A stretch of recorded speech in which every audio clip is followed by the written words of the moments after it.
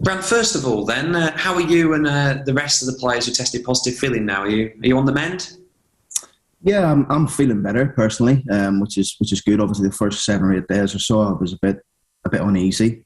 Still not 100%, but I'm getting there. It affected me a little bit, but the rest of the boys, we've had 5 or 6 players come back over the last day or two.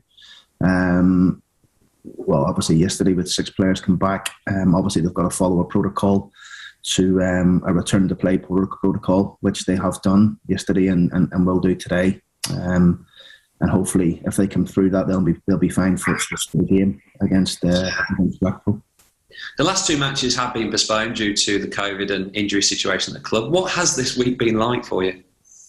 It's been really difficult. Obviously, the outbreak is no one foreseen coming. To have 19 COVID cases in the camp was not great for anybody. We're obviously devastated that we had to call the game off on Boxing Day at such short notice, really, even though the fact that we were in contact with the EFL 5 days leading into the game to tell them that the situation is deteriorating. And right up until the day of the game, we had conversations with, I know the club secretary did, and the medical team were speaking to the medical advisors, and we were speaking to Public Health England, and we right up into that to the point of the testing on the day before the game, we were right to play the game, but we unfortunately lost 2 players on Christmas Day. We lost another further 3 or 4 players on Boxing Day, and it dropped us to a number that we couldn't fulfil the game. EFL obviously asked us to recall young Josh Hines, which we'd done.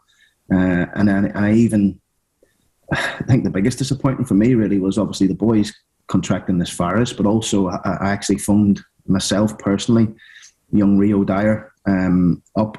He was in Wales with his family, and his family put me on loudspeaker, and I told him he was going to be involved in the first team game.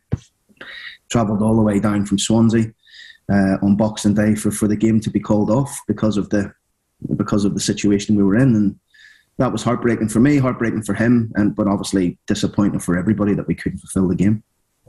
How many players do we have available now for this match against Blackpool tomorrow? Well, we're getting players back now. We've picked up 1 or 2 little injuries as from the Forest game as well. So we're starting to get players back. We have enough players to fulfil the game against Blackpool, so we'll be ready for that. All being well, the players, 1 or 2 of them are still waiting the results from this morning's testing. So yeah, we're looking forward to the game. We want to get back playing. We do not want to be cancelling any football. But unfortunately, that's a situation that we're in at this present time. Can we expect young players from the academy to feature? Possibly. It's nice. I mean, already this season, you've seen Josh Hines come off the bench. You've seen Jevon Mills come on. Will Jarvis has played a part. These lads all train with us every day. Tom Nixon trains with us every day. So we've got a squad of players now that we feel can go to Blackpool and hopefully give us the best chance to try and get another good result. You mentioned we picked up a couple of injuries. I know you won't want to give too much away to Blackpool, but what can you tell us about personnel and team news for this game? Yeah, well, obviously we're still going to be without, I think you asked me there what sort of numbers we got. I think we'll be without 7 or 8 players for the Blackpool game. So it's, whether it's injury or COVID related, that's still where we are. But it's still, like I say, it's going to give an opportunity to others to feature in the game and see if we can go there and give our fans something to cheer about, on New Year's Day.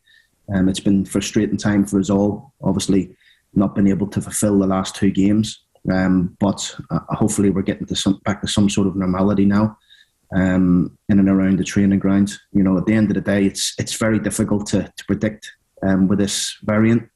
We've got 90% of our squad either double vaccinated or triple vaccinated.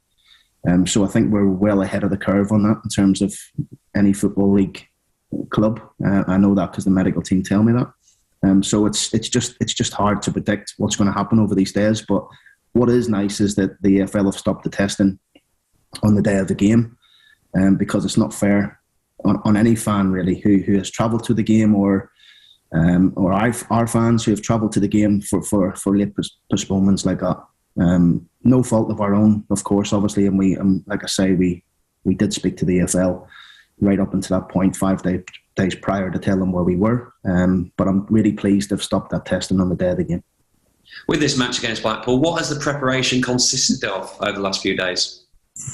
Well, it's been hard work really on the training ground. Obviously limited numbers early part of the week. I think we only had 10 or 11 players training Monday, Tuesday. And then obviously the boys have started to filter back Wednesday, Thursday, and then hopefully again today. So again, it's just been prepping. It's been working on things that we're going to try and do on the game on Saturday, and see if we can respond, obviously, from defeat against Forest. We actually thought we played really well in the game and get done, obviously, off a decision that I've since had an apology about, that probably swung the momentum in the game. Blackpool were promoted alongside us last season. They're just a few places above us. What have you made of them this campaign? I think they started very well. Really impressed with them, over the first 15, 16 games. Maybe since then they've found it tough a little bit. But that's this division for you, though. I think everyone goes through spells where, you're playing well but not getting the results. And I've spoke to you about this before, is where you have to take your opportunities when they come. And they're a good team. I think they've recruited well over the summer. They've got 2 different sort of ways to play. We've seen them playing a different formation on Wednesday evening. But we're expecting a tough game. I think Neil's done a good job there in terms of first year promotion. Now he's sitting mid-table in the championship.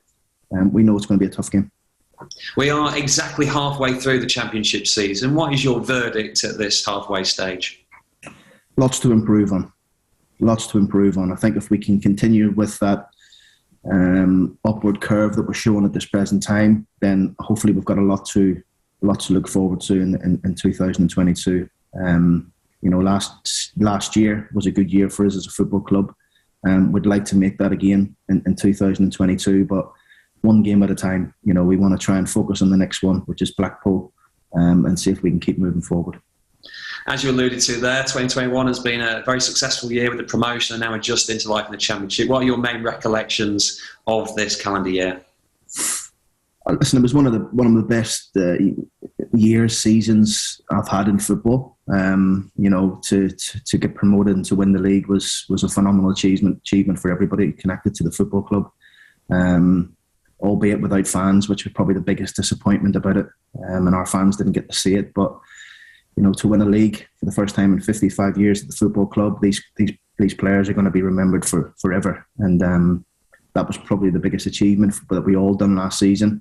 And it was a really special time for the club.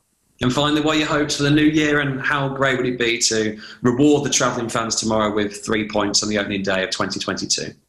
Absolutely. I mean, thoughts for the new year is, again, like I say, just to try and get better in what we're doing and trying to continue moving forwards rather than downwards. We want to make sure that we're still competitive in the second half of the season, and everyone's played each other once now, near enough, and it'll be, as in the second half of the season, people get to know each other more and teams understand. So it's going to be interesting. I think there's going to be lots of twists and turns as the second half of the season goes on. But we're just looking forward to making sure that we have a good one, and see where it takes us.